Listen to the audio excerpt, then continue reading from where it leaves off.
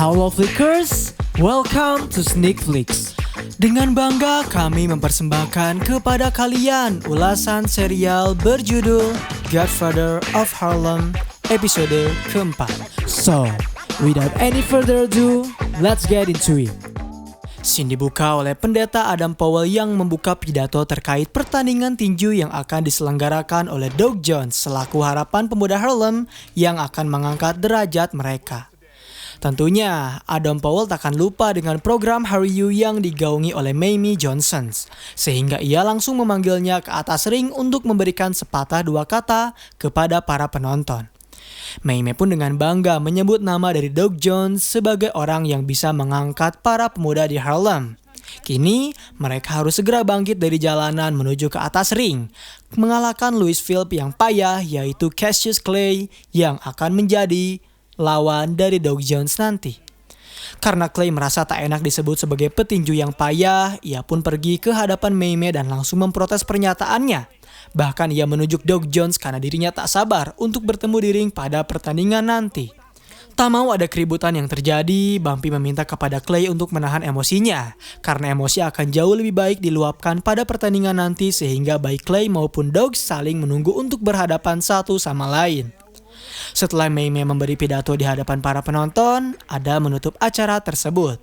Kemudian Bumpy Johnson sekeluarga berniat untuk pergi ke toko es krim favorit mereka. Tetapi tampaknya Bumpy memiliki urusan lain yang tak bisa ditunda, sehingga ia menyuruh kepada kedua anak buahnya untuk mengantarkan istri serta anaknya terlebih dahulu ke toko es krim. Rupanya saat itu Bumpy menghampiri seorang wanita yang sedang berada di dalam mobil. Wanita itu mengajak Bumpy untuk masuk ke dalam mobil terlebih dahulu. Ladies and gentlemen, inilah Godfather of Harlem episode keempat. Saat Bumpy masuk ke dalam mobil, ia meminta kepada sopir untuk keluar agar mereka dapat berbicara secara empat mata. Lalu wanita yang bernama Amy itu berkata jika dirinya sangat merindukan seorang Bumpy Johnson. Setelah 12 minggu Bumpy keluar dari penjara, mereka tak pernah bertemu lagi. Padahal dahulu mereka sering melakukan kegiatan kesenangan bersama-sama. Bumpy tahu Amy adalah cintanya, namun ia masih memiliki Mamie sehingga ia tak bisa menerima tawaran dari Amy untuk melakukan hal tersebut lagi. Meskipun saat itu Amy telah siap membuka kancing kemejanya. Amy juga mengatakan mereka berdua akan lebih sering bertemu hingga hari pertandingan tinju tiba. Bumpy tak peduli karena ia lebih memilih untuk keluar dari mobil dan mengatakan jika Amy sangat menyiksanya. Di satu sisi, pertemuan di antara Chin dengan Joe Bonanno terasa sangat panas karena mereka saling melontarkan ujaran kebencian satu sama lain. Chin yang memang seorang supir diminta untuk menjaga sikapnya, karena meskipun kini ia seorang bos, Bonanno tetap memandangnya sebagai sopir dari Vito yang kini sedang berada di penjara. Rupanya Chin tak peduli, ia tetap mengancam Bonanno apabila dirinya menjual narkoba yang berada di dermaga tersebut kepada Bumpy atau orang lain, maka dirinya akan berada dalam masalah yang sangat serius. Bahkan Chin menyeret mendiang anak dari Bonanno yang membuatnya marah. Kesal dengan perkataan Chin, Bonanno lebih memilih untuk pergi meninggalkannya. Sementara itu, Stella yang telah mengetahui Teddy kembali dengan cepat menghampiri tempat kediamannya. Sembari membawa kue kesukaan dari Teddy, Stella mencoba mengetuk pintu rumahnya dan ia hanya bisa terdiam saat ternyata ibu dari Teddy lah yang membuka pintunya. Ketika ibu Teddy menutup pintu dan tak mengatakan sepatah kata apapun, tiba-tiba Teddy kembali membuka pintu dan mengajak Stella untuk pergi ke area rooftop. Di sana mereka saling melepaskan kerinduan satu sama lain, diiringi dengan pembacaan buku mengenai pernikahan antara orang kulit hitam Yahudi dengan wanita berkulit putih. Stella ingin menegaskan, jika mereka berdua bisa menjadi seperti pasangan tersebut, mereka juga bisa pergi ke California dengan uang muka dari Bobby apabila Teddy mau menjual lagu kepadanya. Awalnya Teddy sempat tak percaya diri, bahkan ia menyarankan Stella untuk mencuri kokain milik ayahnya kembali agar mereka bisa menjualnya dan pergi ke California. Tetapi Teddy bercerita, ia kembali menulis lagu setelah kerusuhan yang terjadi di Fiddler.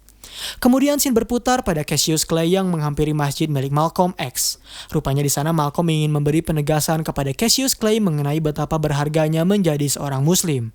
Malcolm juga memberi saran kepada Clay untuk tak tergiur dengan tawaran dari Louisville Group yang ingin menjadikannya sebagai petinju terbaik di dunia. Memang, Clay sangat mengidolakan siapa itu Malcolm, terlebih ketika ia mendengar pidatonya, sehingga Clay pun menyatakan diri sangat siap untuk membuktikan kepada dunia bahwa ia adalah seorang Muslim sejati. Namun Malcolm menahannya karena ia tak boleh mengatakan hal itu terlebih dahulu. Apabila Clay terburu-buru, maka negara akan mencabut lisensinya sebagai petinju. Para stasiun TV tak akan mau menayangkan petinjuannya dan sponsor akan pergi meninggalkannya. Setidaknya, Clay harus menunggu hingga ia bisa menjadi juara kelas berat. Panasnya pertandingan di antara Cassius Clay dengan Doug Jones terus terasa hingga Bumpy Johnson siap untuk bertaruh di pertandingan tersebut. Tak lupa Adam Powell dan Guapo pun siap untuk bertaruh kepada Doug Jones. Cecil yang hanya berprofesi sebagai penyemir sepatu menyebut kelebihan di antara petinju masing-masing sehingga sangat sulit untuk dirinya menentukan siapa pemenang pertandingan nanti. Lalu Guapo tiba-tiba mengutarakan keresahannya kepada Adam. Ia merasa tak adil ketika para polisi menangkap suruhannya yang melakukan judi ilegal, di saat para orang Italia berkulit putih yang mengatur bank bisa seenak itu mendapatkan keuntungan yang sangat besar. Ia tahu Adam masih membutuhkan suara di dalam Kongres, sehingga mengapa tidak Adam tak mendukung dirinya demi mendapat suara dari para warga Latin. Mendengar hal itu, Adam terdiam karena apa yang Guapo katakan ada benarnya juga. Di markas milik Chin, rupanya percakapan di antara Clay dengan Malcolm berhasil disadap oleh salah satu FBI teman dari Ernie. Mereka tak bisa berdiam ketika umat Islam berusaha untuk mengubah tatanan dunia dan Chin meminta kepada anak buahnya untuk bersiap, karena perang akan segera dimulai. Terlebih Bonanno menginginkan Harlem dan mungkin Clay akan menjadi tiket bagi mereka untuk menenangkan pertandingan tersebut. Saat Bumpy sedang beristirahat, Mei Mei yang sedang merias dirinya sendiri mengatakan jika seorang wanita terus menelepon dan menutupnya dengan begitu saja. Mei Mei merasa telepon itu ditunjukkan kepada Bumpy. Tetapi dirinya tak peduli karena ia akan menunjukkan sesuatu kepada para pengagum rahasia Bumpy. Mei Mei mengatakan hal itu sembari memberikan servis kepada suaminya. Clay yang sedang berolahraga di malam hari tiba-tiba saja disergap oleh dua orang yang tak diketahui yang menyergapnya dengan cara menodongkan pistol. Setelah itu ia dibawa ke markas milik Chin dan dirinya diminta untuk mengalah pada pertandingan melawan Doug Jones. Karena apabila Clay menolak, maka ia akan menyebarkan rekaman tersebut untuk membuktikan kepada dunia jika ia adalah seorang muslim yang tentunya akan menghancurkan karir dari Clay. Kini Clay berada di situasi yang cukup sulit karena ia pun harus memikirkan karirnya terlebih dahulu, sehingga dirinya meminta bantuan kepada Malcolm untuk berbicara dengan Bumpy Johnson. Keesokan harinya, Malcolm bertemu dengan Bumpy dan ia memberitahu jika Clay diculik oleh Chin. Ia melihat tempat tersebut terdapat mesin pinball dan biliar yang artinya itu adalah markas dari Chin Gigante di Pleasant Avenue. Malcolm bercerita Clay diminta kalah olehnya, padahal ia adalah satu-satunya harapan bagi mereka untuk mengangkat petinju berkulit hitam yang bisa mencuat ke hadapan publik. Mendengar cerita itu, Bumpy sejujurnya tak peduli karena bagaimanapun mereka akan sulit mengambil rekaman yang diduga dimiliki oleh pihak FBI. Malcolm menegaskan kembali, Clay sangat berbeda dengan dirinya. Ia masih bisa dibentuk untuk menjadi tentara bagi mereka. Di satu sisi, Stella kembali menghampiri toko musik milik Bobby untuk kembali membujuknya agar mau membeli demo musik milik kekasihnya. Bahkan Stella mempromosikan lagu milik Teddy yang terbaru mengenai perlawanan ketika ia berada di toko Fiddler. Sayangnya, Bobby enggan menerima musik tersebut karena ia memiliki prinsip membuat musik bahagia, bukan untuk musik mengenai perlawanan. Berita mengenai pertandingan tinju antara Doug Jones dengan Cassius Clay semakin memanas. Beberapa stasiun televisi pun giat mempromosikan agar semakin banyak penonton yang membeli tiket, termasuk keluarga dari Bumpy. Margaret mengaku ia lebih menyukai Doug Jones daripada Cassius Clay. Lalu di tengah malam ketika Mei Mei hendak tertidur, ia melihat Bumpy yang tengah bersiap untuk pergi. Padahal jam patroli malamnya masih lama. Bumpy beralasan ia harus memeriksa rekaman yang menjadi bukti agar Clay mau mengalah di pertandingan nanti karena ia mendapat permintaan dari Malcolm. Awalnya Mei Mei menyarankan Bumpy untuk tak ikut campur, biarkanlah Clay kalah dalam pertandingan tersebut. Namun Bumpy tak menjawabnya dan ia lebih memilih untuk mengecup istrinya lalu pergi ke sebuah klub. Di klub tersebut terdapat Amy serta penyokong Louisville Group yang ternyata telah mengetahui jika Clay akan dibuat mengalah sehingga ia bisa bertemu dengan petinju lainnya. Tetapi bukan itu maksud dan tujuan Bumpy menghampiri Amy. Ia secara personal meminta kepadanya untuk tak lagi menelepon ke alamat rumah miliknya. Alih-alih mengiyakan permintaan Bumpy, Amy justru semakin nakal dengan menaruh tangan dari Bumpy di area kemaluannya, yang membuat Bumpy memutuskan untuk pergi meninggalkan mereka semua.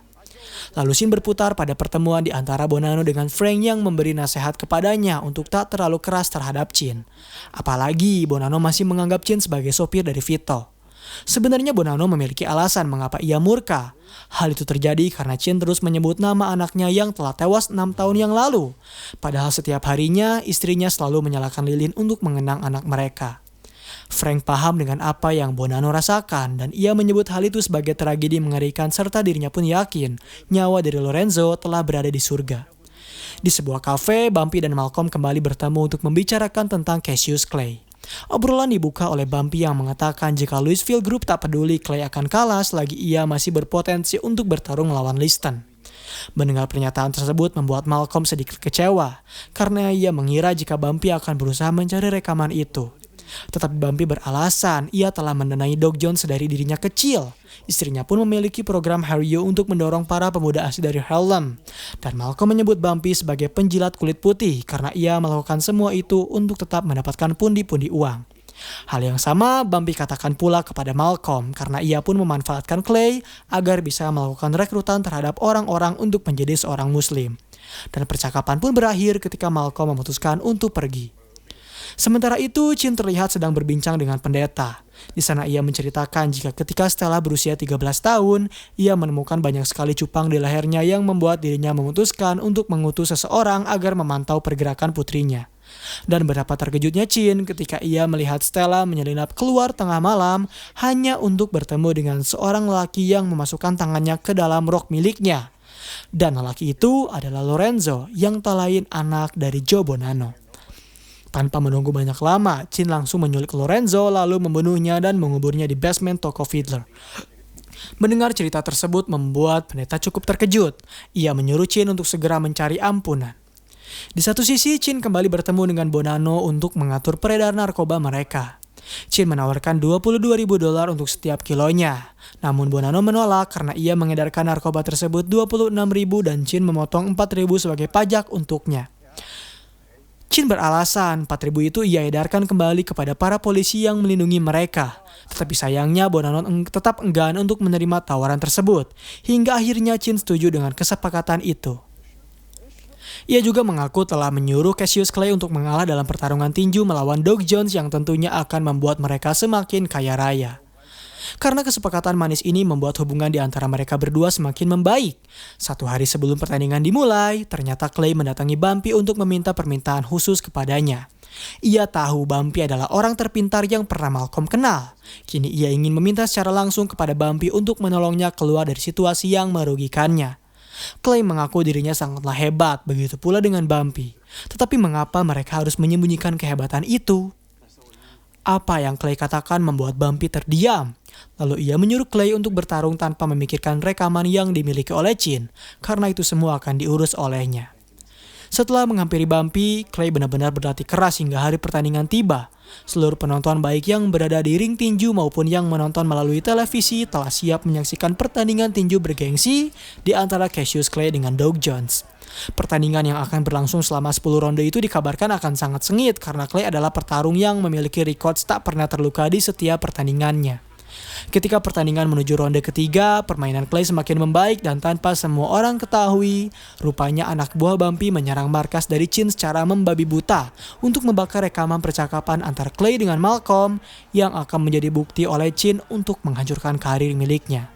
Hingga akhirnya Clay bermain secara lepas dan langsung mengajar Doug berkali-kali yang membuatnya berhasil memenangkan pertandingan tersebut. Tentu saja, bagi beberapa orang, mereka merasa dirugikan dengan kalahnya jagoan mereka, namun tidak dengan Malcolm dan orang-orang yang mendukung Cassius Clay. Dan satu scene di episode kali ini cukup mengejutkan, di mana ternyata tanpa Bumpy Jones sadari, istrinya yang dikenal setia rupanya berselingkuh dengan petinju Doug Jones.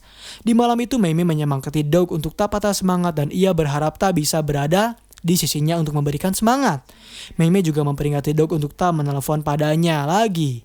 Sementara itu, Chin memutuskan untuk meminta pengampunan dengan cara memindahkan tulang belulang jasad dari Lorenzo. Dan pembahasan mengenai Godfather of Harlem episode keempat pun berakhir di sini. Bagaimana tanggapan kalian dengan garapan series terbaru kami? Apakah kalian cukup puas dengan setiap plotnya? Jangan lupa subscribe, like, dan komen untuk kritik serta saran demi membuat channel ini tetap menjadi channel pembahasan film yang terbaik. Dan sampai berjumpa kembali di episode selanjutnya.